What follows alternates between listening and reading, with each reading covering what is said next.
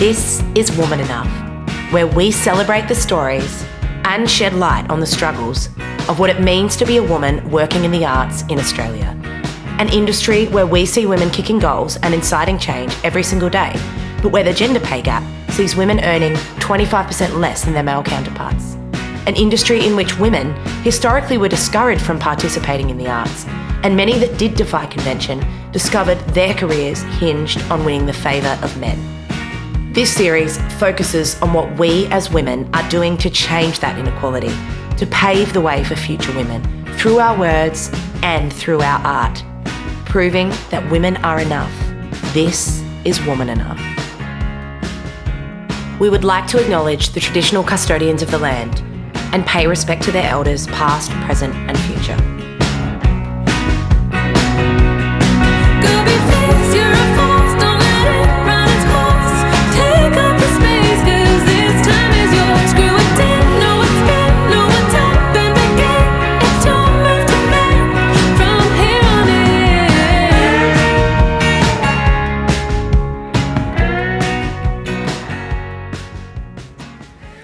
Hi, my name's Melody Moko. I'm an independent artist, musician, writer and teacher from Brisbane in Queensland. And this series is called Woman Enough, a series where we introduce you to some inspiring women in the arts industry in Brisbane, Queensland. We shed light on what it takes to be a woman in the arts, what it looks like, and we celebrate its highs and tell you about the lows. Today, I am so excited to be sitting with Lenine Bourke. Often in the arts, we look up to the faces and creations of those that we see in front of a camera, on the stage, the artist who creates beautiful images or writes words that stick with us. But all too often, a larger majority of our industry isn't given the spotlight. The practitioners and producers, the artistic directors and the people behind the projects and organisations that sustain and support not only artists in Australia, but bring a broader cultural richness and social richness to the lives of the people. Lenine is an arts practitioner and creative producer who has worked nationally and internationally, has been involved in the arts in some incredibly interesting capacities. In a professional capacity, she has worked for some very respected organisations. Think the Australian Council for the Arts, Young People in the Arts Australia, and as the artistic director at Contact Inc., an organisation that helped to address the impact of a diversity of issues for families and communities, including the impacts of natural disaster, public space surveillance, and specific issues addressing diverse communities. In fact, Lenine has focused a lot of her practice on engaging children and young people from diverse backgrounds and communities. As I began researching Lenine for this podcast, a huge expanse of fascinating projects came to light. Some of my favourites I'd love to discuss with Lenine today and perhaps get a little more insight into Lenine and the socially engaging arts projects she has headed up. Thanks for being with us. No, thanks for asking Woman me. Enough. It's a pleasure to be chatting with you. So, with such a broad range of projects and positions, you seem like a person who has had their fingers in all the pots. I feel like in the arts today, to be employable or to even make a career as a freelancer or a sole trader, you have to be diverse. Is that something that you tend to agree with, and was it an intentional focus of yours as an arts practitioner to have a diverse range of skills, or was it born out of necessity or more just a flurry of ideas and a creative mind that you needed to share with the world? Yeah, maybe the last one. Yeah. I mean, I don't think I knew it when I started that was my intention, but as I've gotten older, I think I've clarified that it's a good strategy. Yeah. So, I mean, I've been sort of, I guess, really privileged to be able to have a career in the arts since I graduated, and to even go to university as the first person in my family to go to uni. Oh, wow. Yeah, and sort of 17 years later, I'm back there now doing a PhD. So I think I started out just like, I think I was right place, right time. Yeah. But when I work with, like, I have been running a project for the last 3 years on the Gold Coast called Navigate for young artists. And before that, worked with Youth Arts Queensland. Queensland's had a big history of supporting young and emerging artists. Definitely, yeah. And a lot of what we talked about was it's like always the people that you know. So weirdly, I happened to be in just a cohort at QUT at the period of time we were all studying drama that turned out to be a whole series of people that then went on to work.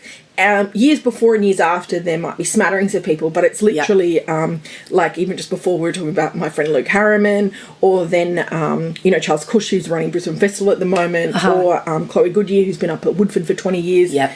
Zoe Graham, who's at Queensland Ballet. I mean, it just turned into this network of people that I instantly had.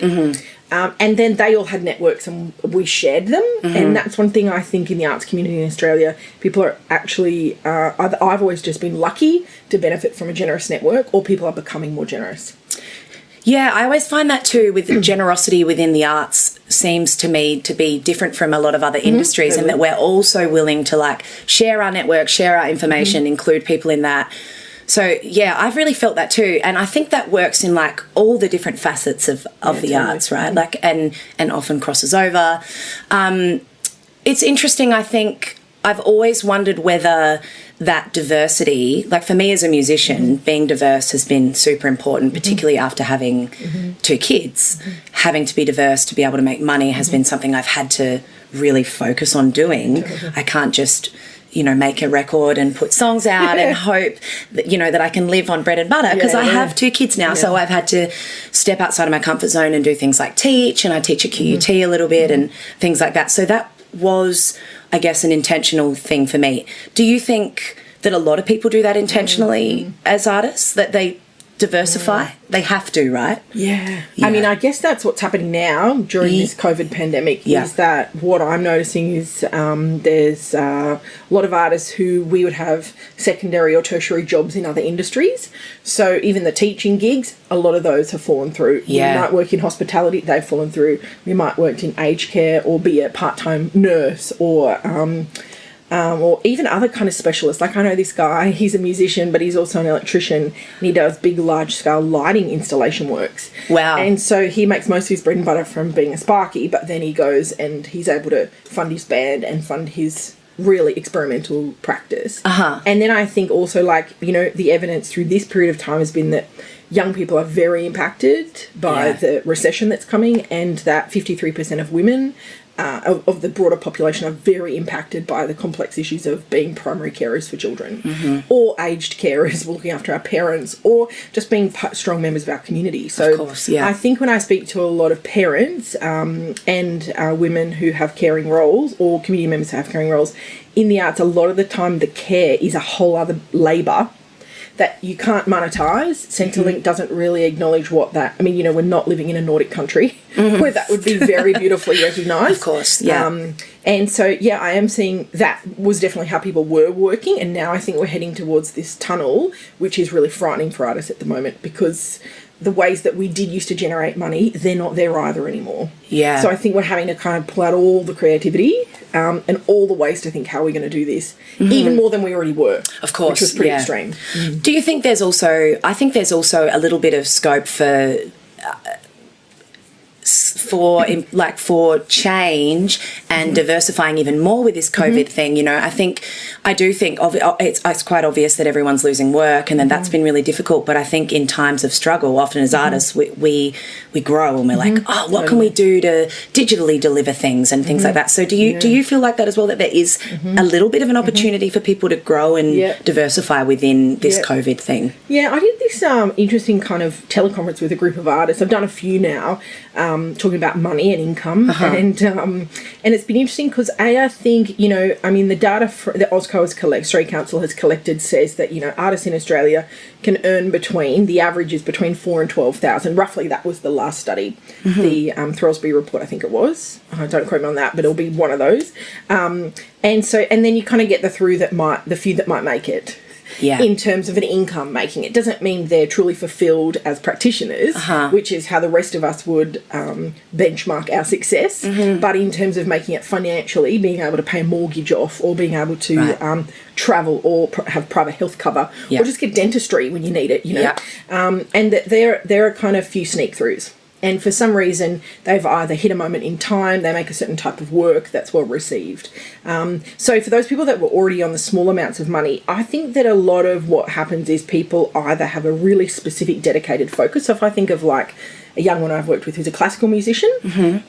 That's her gig forever. And she's just going to wait until one of the 6 positions pops up in one of the national orchestras. Wow. That's her dream. Because that's 6 positions. Well, yeah, for her instrument.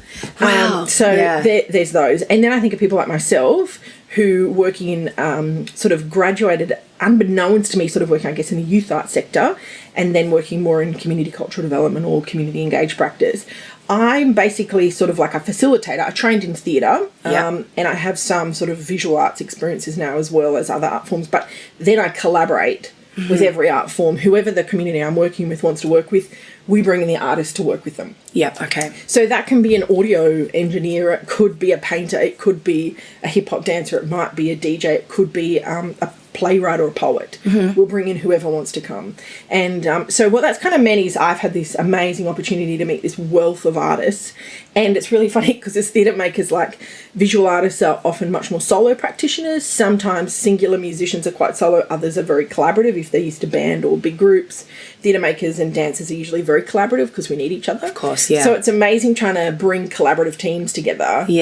When some people are very solo, some people are very group, and you can kind of find people who love that group practice, because if you're going to work in community, you need to be able to work with people. Of course. You're not sitting at home just making and then delivering. Creating your art and then delivering it. Yeah, no, of course. because you're in collaboration with citizens who also have all their own aesthetic ideals and appeals and cultural background that they bring their life's worth of cultural information to the process. Yep. And you bring yours as well. So I feel like in the space I work in, I see heaps of innovation. Yeah. Because people are just doing wild stuff in wild ways. Of course. And I think, amazing. And then I think now you're a lot of singular artists who kind of make more work to present to public audiences in a venue.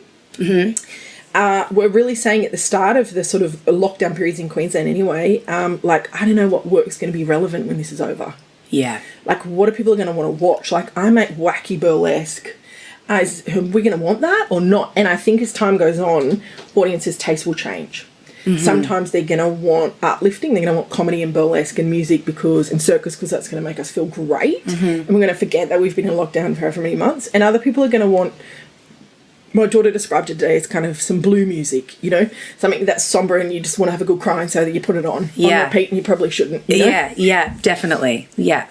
I think what I loved most about learning about you as I was researching for this series was how many innovative projects you have been involved with. And for me, it was really eye-opening because I guess obviously I haven't worked to the scope that you have, and I would think of myself as more of just a, you know, singular focus with music. So for me to understand some of these projects that you've worked on is even a little bit difficult. So I'd love to hear about some more of them.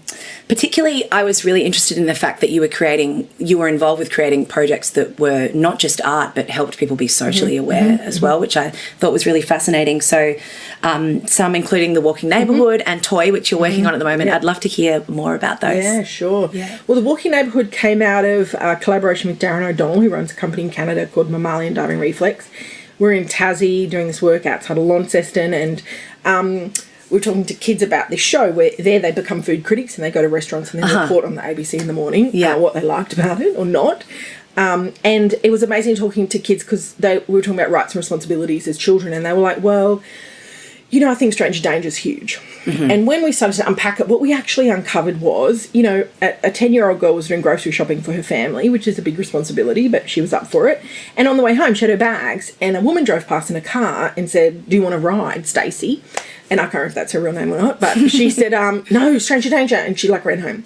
Now, it worked out that the woman who was in the car was actually her friend from school's mother.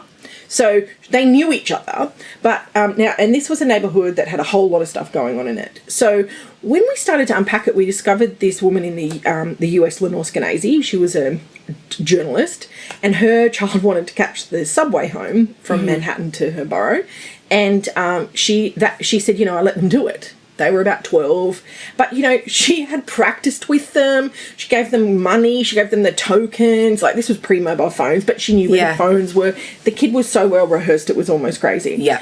And when she wrote a piece about it, that night she ended up on CNN and called America's Worst Mum.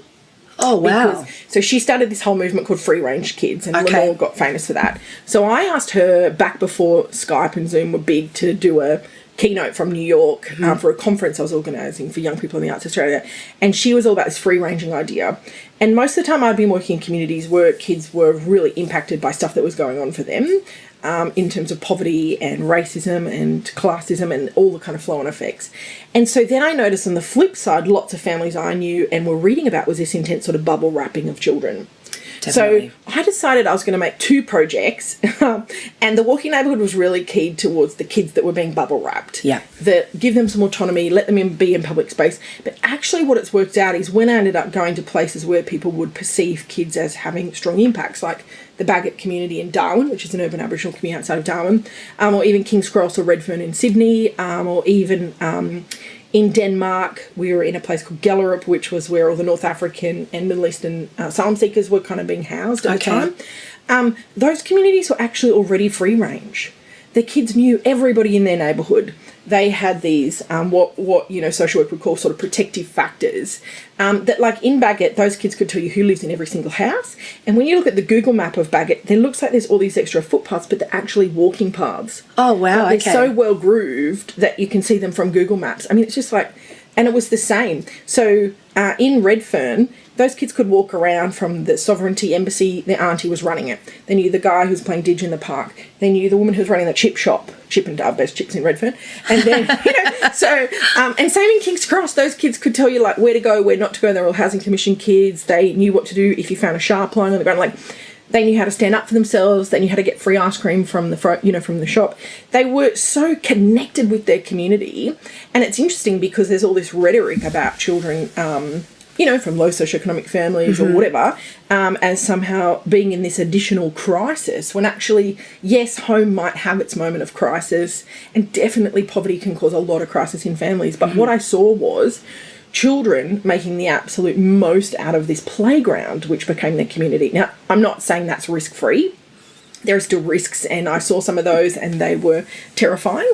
But that's not similar to being trapped inside a home with your parents, in a high block that now our suburbs are being built right out to the fringes. We've got air conditioners in there. Kids aren't playing in their front yard in all those new built communities. Yeah. And I think if we look at the statistics in Australia, I mean, cases like Daniel Morecambe on the Sunshine Coast where I grew up are a 1 in 14 year story in Australia. Yeah. That same year, I think it was something like 30 children in the state of New South Wales had been killed by their parents or people that they knew.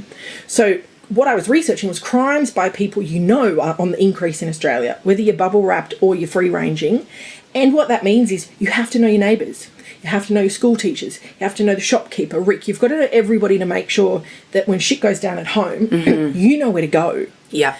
And being trapped in a house and bubble wrapped and overprotected means that you don't have any networks. Of course, that's not going to save you either. And violence is across class, so it doesn't matter whether you're rich or poor.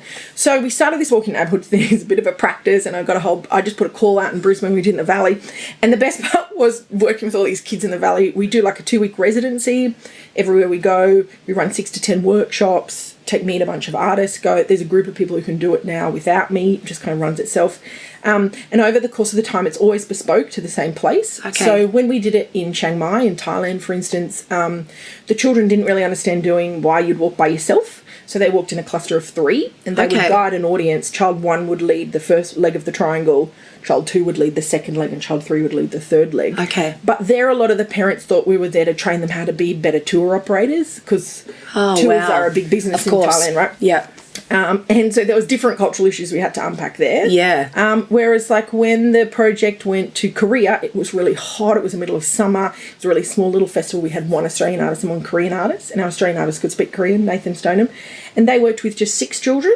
And again, being able to just be free and talk to shopkeepers and not be positioned as disrespectful to your elders was really important. Whereas then the stuff that was going down in Redfern was so phenomenally political. Like the young boy we worked with, he's in the opening scene of the original Redfern now. He was sitting there touring us around when I went with one of his shows one time we did it as part of the Sydney Out and About Festival. And a relative of his walked by, and he was like, "Hey, take him this way," And suddenly I was like, "Where are we going?" And he was like, "Oh, I've got my quick detour.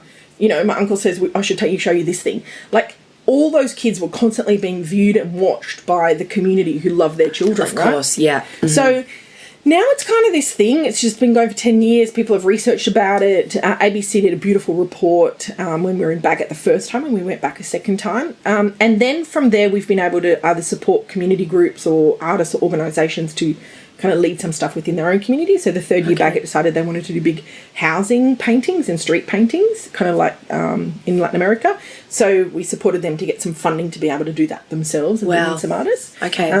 And sometimes we've just done small little things. Like, again, a couple of young people from Bagot came down, stayed with me for a couple of days during the Australian Performing Arts Market. Okay. To come and see the Brisbane show. Yeah. And so we've been able to do that. And so, I mean, it's a bit harder in places like Denmark and Finland. But really what I cared about was audience members coming along and being able to be with a child or a group of children and experience something about the city. So sometimes you get, like, the little girl who lives next door to me, who's now like a senior.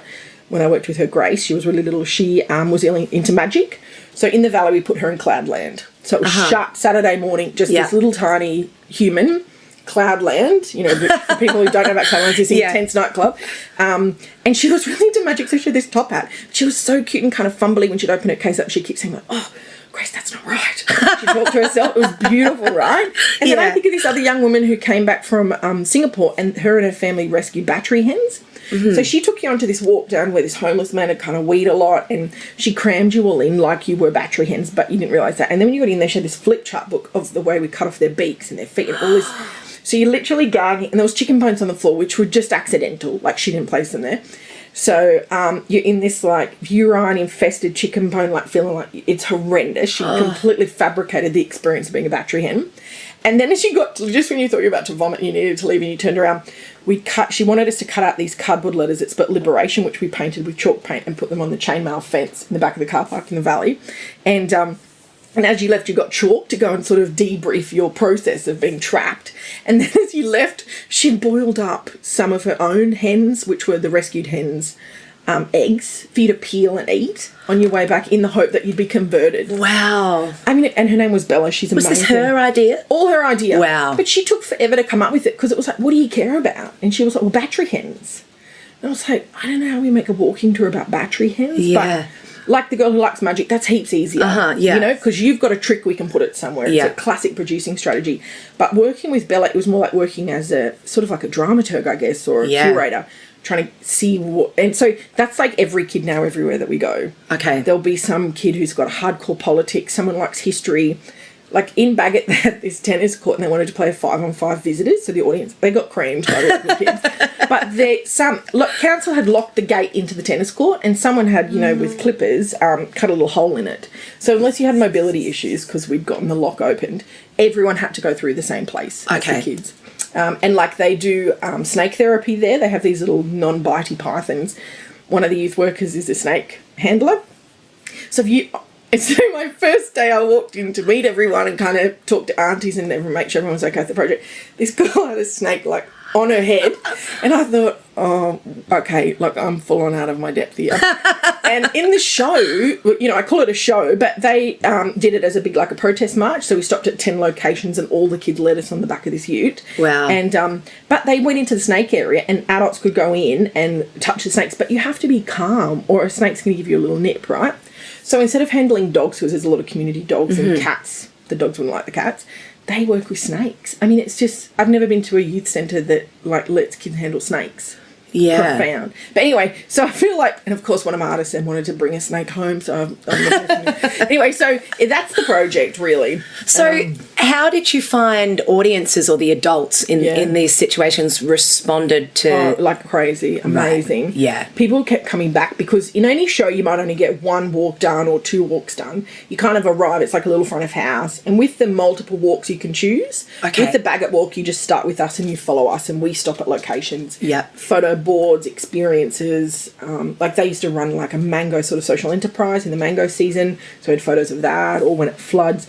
I mean, in the sort of, I mean, Bagot's in downtown Darwin, so it's not even very remote, but people put a lot of cameras, so we had to be like, no tourism. But it was beautiful because a lot of the old ladies who'd been with us on the project, they would just wave like royalty and we would walk past the house. It was so cool. But it was through the Darwin Festival. So Darwin Festival put on the Bagot Festival with the Bagot community for the opening weekend. Yeah. So we'd had 80 tickets available for each show via, pre-booking but free. And I think the first show, 250 people showed up. Wow, okay. So I was like, we don't even have enough wristbands to know who's in the... And it was just like this, it was insane. And then everywhere else, like when we did it in Finland, we did it in Kuopio, just outside of the main capital city. And that was through the Anti-Festival, which is a big, like, experimental social practice live art festival, I guess. Yep. In Denmark, it was through this great little... a residency called the Secret Hotel. I met them at an international market where people pitch their work and talk and get to know each other. And so they had then got some funding to bring us out to work in 2 communities. Yeah. 1.5 hours drive away from each other. Okay. One with a huge asylum seeker population, the other moles, which was really white farming. The first guy to volunteer there was like the local organic butcher. He made sausages for the opening night. I mean, it's perfect, right?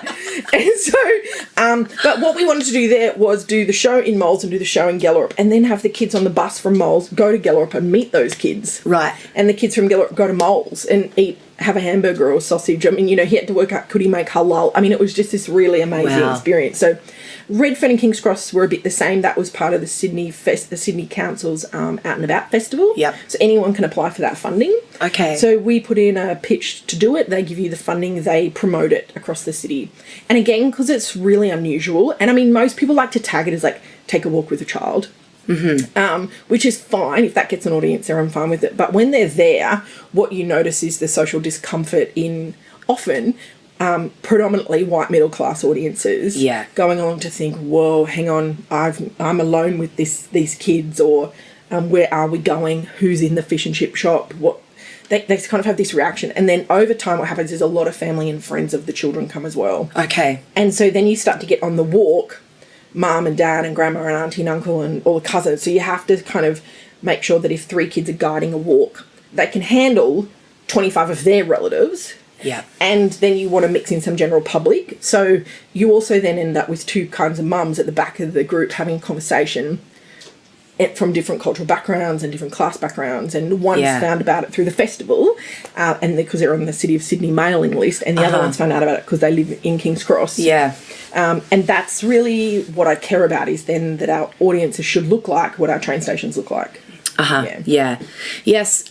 Even I could never imagine the scope of what you could experience on a walk with a child like that. Like, from reading about the project, it sounds fascinating, but hearing you talk about it, it's even really more incredible. Yeah, totally. And weird. The battery really thing. And what about Toy, that your current project that you're working on? So I'm working with a team of artists through All the Queen's Men, which is a company in Melbourne that Tristan Meacham runs. And we have Mick McGeeg, who is set designer and arguably maybe one of the first graduates from VCA trans set designers in Australia. Oh, wow, okay. And Tristan and I are both queer, and then we also have a team of other support, but we're also working with a puppeteer, Sam, who runs Terrapin down in Tassie. And then depending where we're working, we bring other people in to collaborate with us as well. So we got some funding from City of Gold Coast and City of Melbourne to do consultations with kids and families. Some of those, and we started out very strongly wanting to look at, and you would know this from having kids as well, but I think nobody wants the princess to earn 33% less income than the prince. No. And I also think that, what we know about violence and other things in the community is that we need to start teaching cisgendered boys from really early on empathy and connection and relationships. And we also need to teach cisgendered girls to stand up for themselves and be vocal and take up more space. So Toy was about saying, could we do something with toys as a kind of metaphor that's out here, so parents could sit and play with their kids and we could make a new type of toy. Right, so okay. We've dismantled, Mick and another artist have dismantled, I think it's now we're up to about 500 toys, so literally sawed off heads of dinosaurs and tails and feet and pulled Barbies apart and pulled Tonka trucks apart and re-dipped them and coloured them in this crazy process that they use. So we've got a palette. Wow. So there are no flesh-coloured Barbies anymore. Yep. You might have a blue leg, a pink tail, and then we just literally use blue tack, because if you rub blue tack enough, this is, for a lot of experiments, it goes really soft, almost gluey. annoying to pull apart.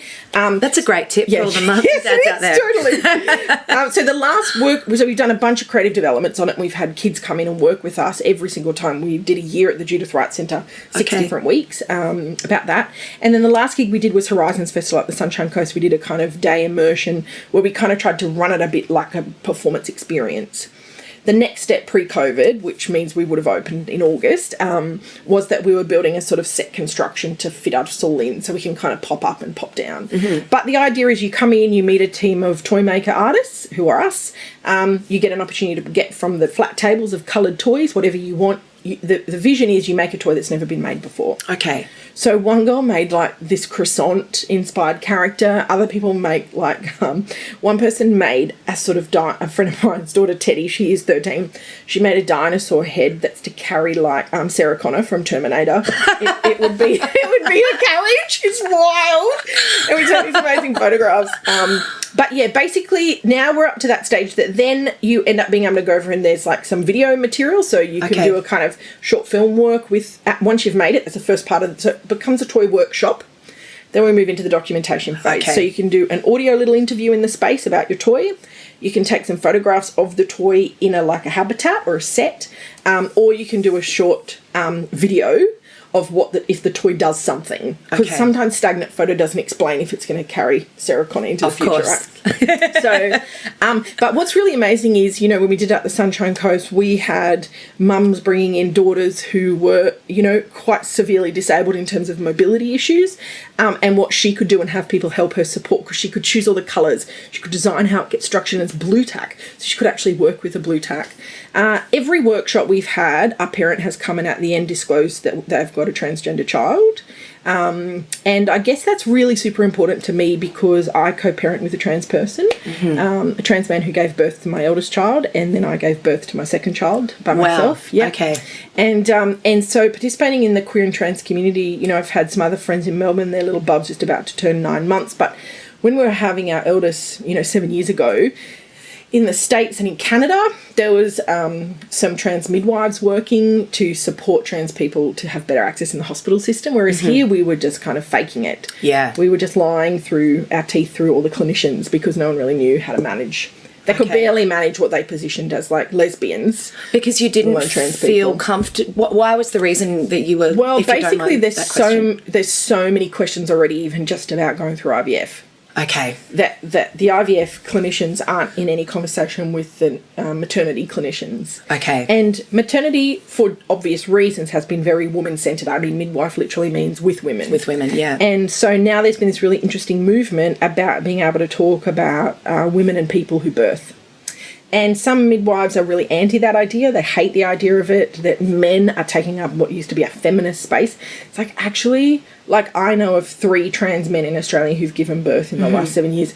They're not flooding the hospital system with testosterone and masculinity. You know? And a lot of them have either had to do it pre-hormones or pre-surgery or post-surgery or post-come off testosterone. It's a very complicated process to decide to have a family. But of course, if you have a uterus, then you're entitled to maternity services. And for some trans men, they've kept their uteruses because they would like to have a baby. And that's not dissimilar to lots of dads I know, that they're cis men and their cis women partners don't want kids and the dad desperately wants a baby. I was just watching The Letdown and there's a dad who's participated in all the mothers groups. Yeah, I love that. It's such a good series. Yeah. Really beautiful. Yeah. So I guess, and then same with Tristan and Mick, we all kind of had personal interest in saying, and all of us grew up, Mick and Tristan much more regionally than me, but we all grew up in semi-regional places in Queensland. Okay. And, they're super homophobic, transphobic places. So we have this idea we want to make toy to be really mainstream. Yep. We want every family to be able to come along and make it, because it also, when you centre one diversity, and I'm not saying this is the same for everyone, but it means for kids who might have leukemia and have never seen a toy with a bald head, you can make that toy if you want, like Doc McStuffins, the TV show, does. If you're a kid in a wheelchair and you want to make some superpower pack that makes your legs work this way and you want to fly with your arm and you want your wheelchair to have, I don't know, speaker systems on the side or whatever you want, you can make that toy, because we've never seen those toys. Yeah. If you're like a young First Nations kid and you don't see many toys that look like you when you go into the shops, and you decide you want to make yourself and your family and you all want to, again, be superheroes and you've got capes on, we're not seeing those characters in our toy stores anywhere. So our beef is really with toy makers and particularly with manufacturers, because I'm over the pink and blue lanes at Toys R Us, and every family I know is. Yeah. And now we're seeing movements like in the UK where they're just putting the size of clothes. It's not a boys or girls shirt, it's just a size of clothes.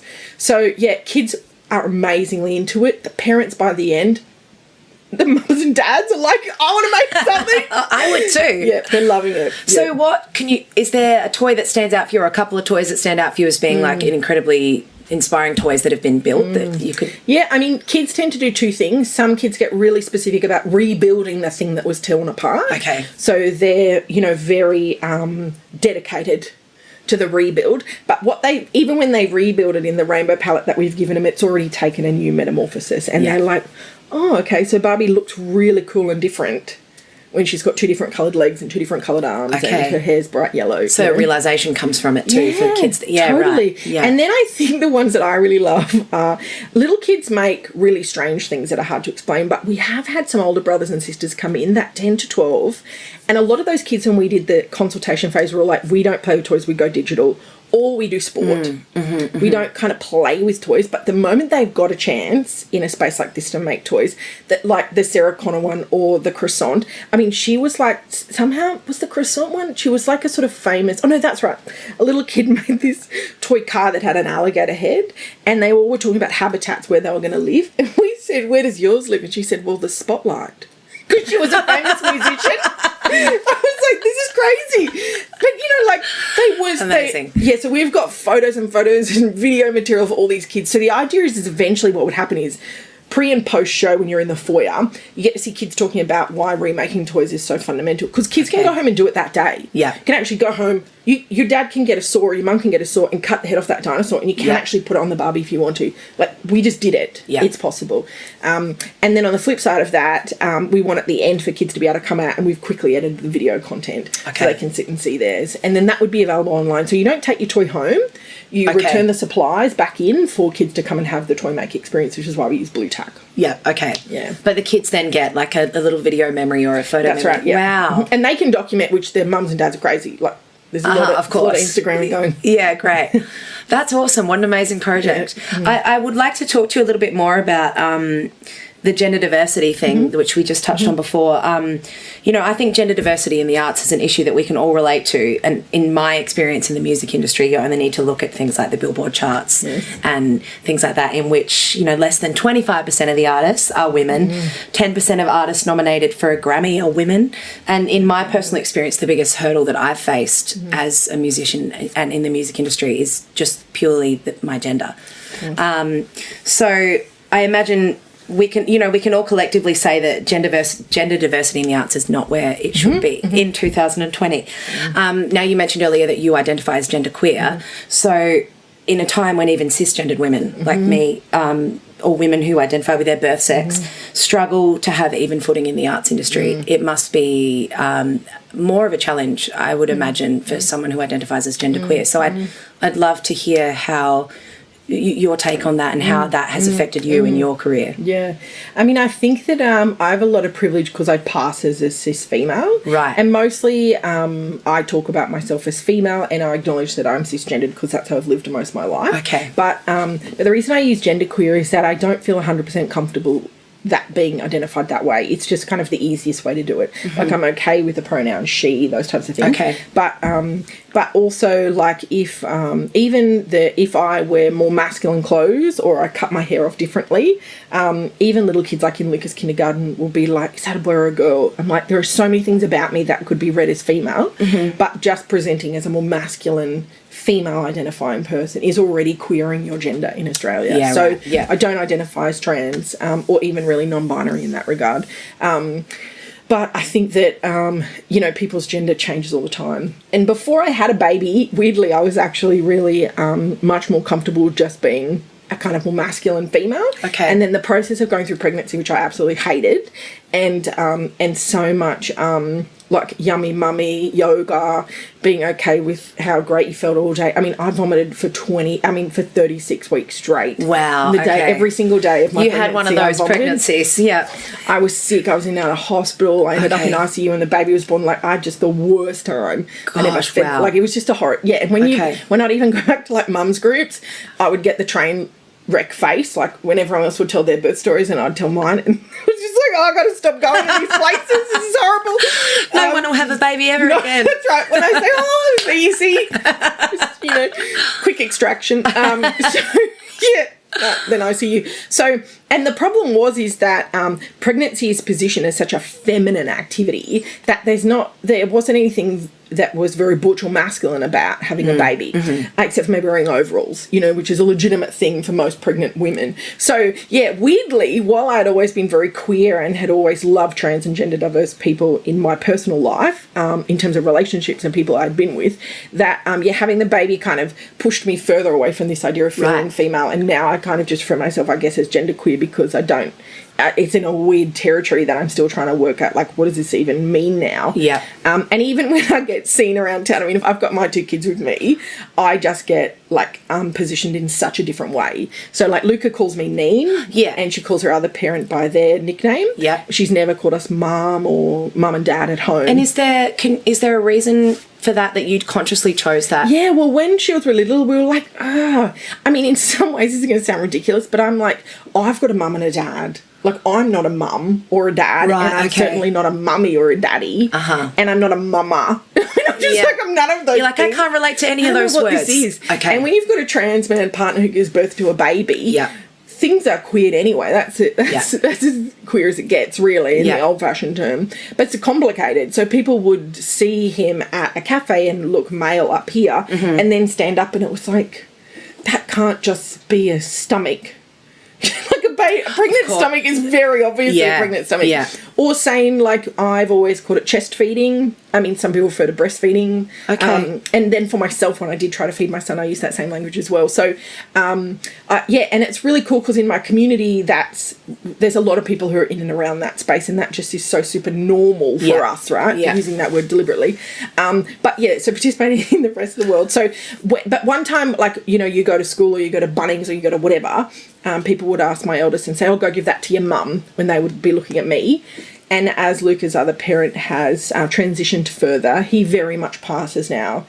People would read him as a cis man. They wouldn't even necessarily know he was trans. Okay. And that's his choice, and whatever. That's every trans person's choice to decide to pass however they want to. But it was really complicated because people would see me in the shop and say, go give that to your mum. And I'd have a 3 or 4 year old going, that's not my mum, that's my dad, because in her mind, the person who gives birth to you, that's the mother's job. And anyone else is called a father. But then we've got lots of dyke and lesbian queer women friends who've got 2 mums. And for some reason, my daughter just never ran with that idea. And so I get celebrated on Father's Day.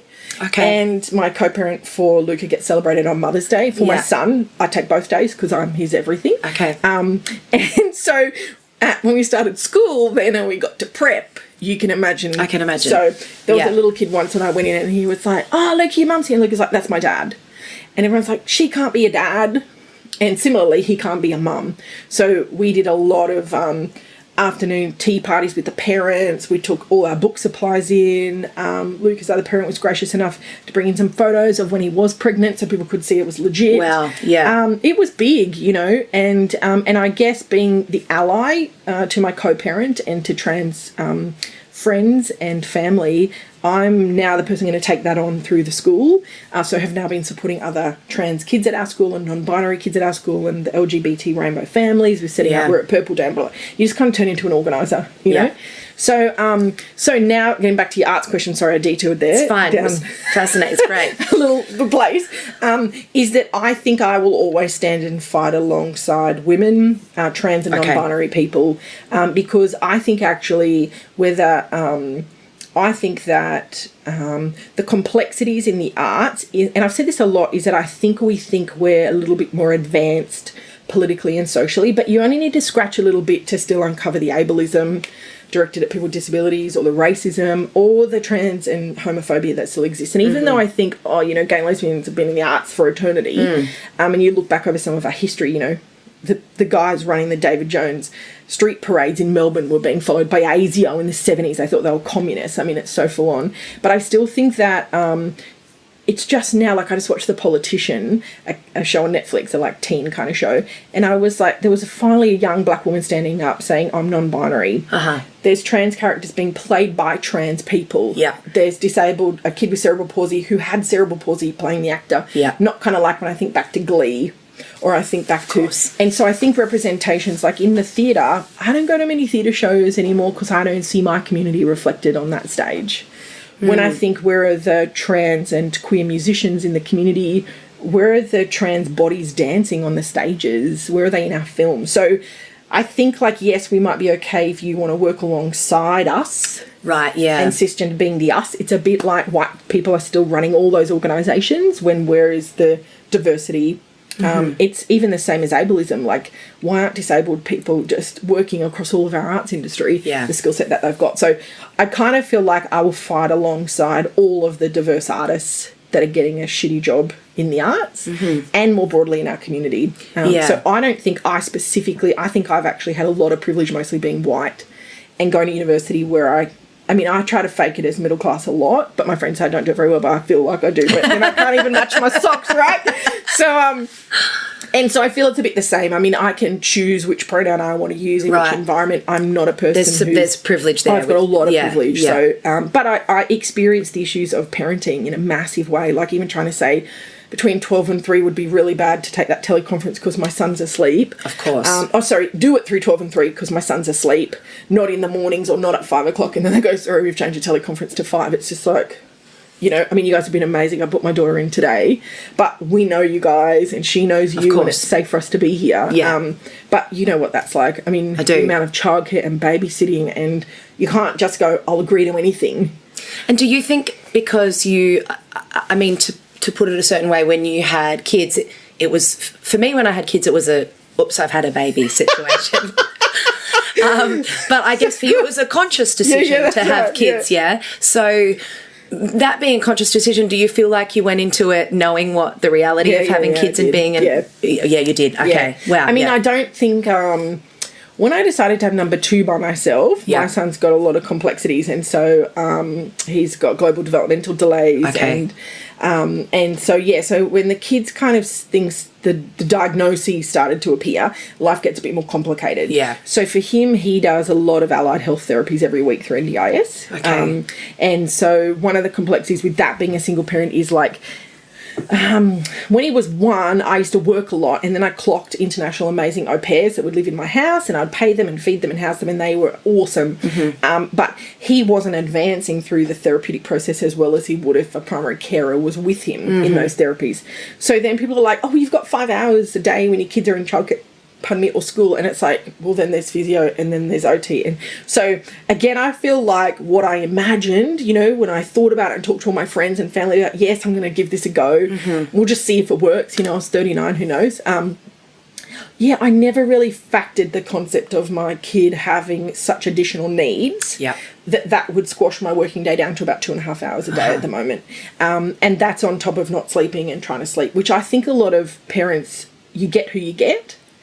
You're about 5% of what you can influence your child to be. You would know this. And you can kind of smooth the edges here and there, but really, they come out who they are. Who you get, And so I feel like we were really ridiculous. We're like, we're going to have a sleeper for Luca, we're going to have an eater. We got none of those things. But we got this amazingly gorgeous little human who's just this bright spark in the world. And I just want to support her in whatever ways. But like today, I asked her parent, because she's super interested in thinking about music and understanding how you record things. I was like, hey, Melody, I'm gonna go to this thing. Why don't you come and check out? And she was like, what? There's a music studio. So I also feel like I've taken Luca on tour a lot with me to different places. Me and her other parent, we did 3 months overseas on a big fellowship. But being a single parent now with a second child, I feel like I've bitten off a bit more than I can really chew. Yeah, because I think having that... Thank you. That's all right. I think having that support network as a parent, especially in the kind of work that we do, having that support network is so important. And I mean, we were the same as you. We've had au pairs. Yeah. We've run the whole everything. We've done everything we can to try and get people around us to support having our kids. We've taken our kids all over Australia, all over the world on tour, done the same sort of thing.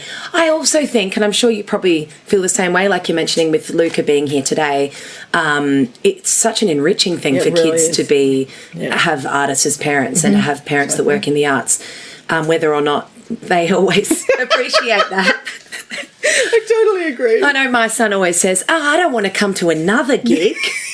I don't want to, why are we going on tour again? And I'm like, this is meant to be exciting and fun for you. Yeah, that's right. Yeah, well, Luca's really into science, and so I'm like, yes, let's pursue that. Yeah. So, I learnt all the things I could for the Science Festival in prep. We smashed that. And we're always at the museum and the science centre and, but also I'm like, well, let's, whatever the interest is.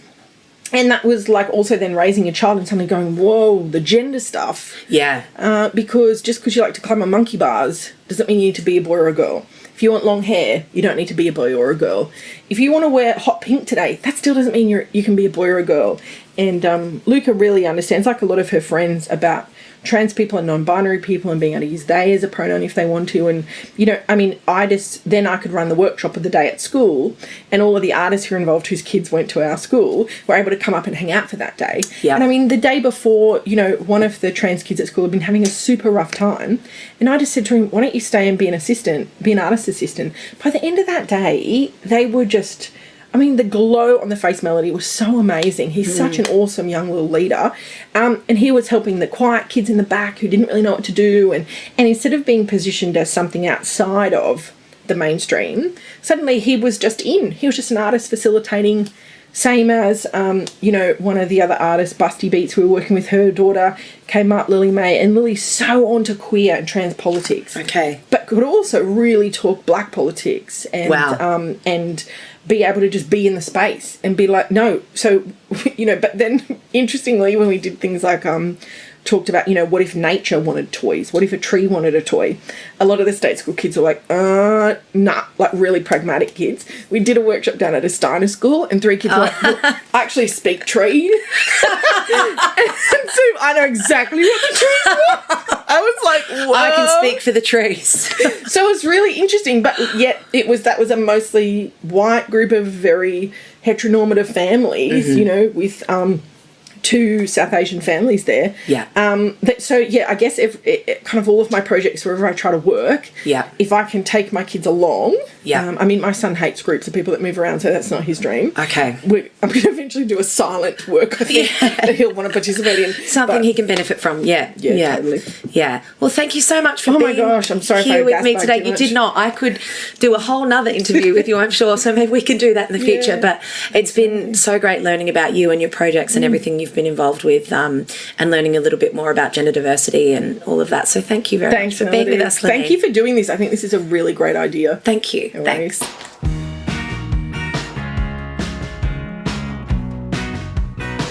Woman Enough was recorded at the Moon Room Studios in Brisbane, Australia.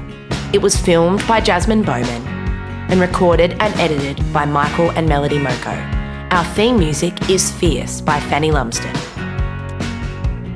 To hear more about Jen Myers, visit her website www.jenmyers.com.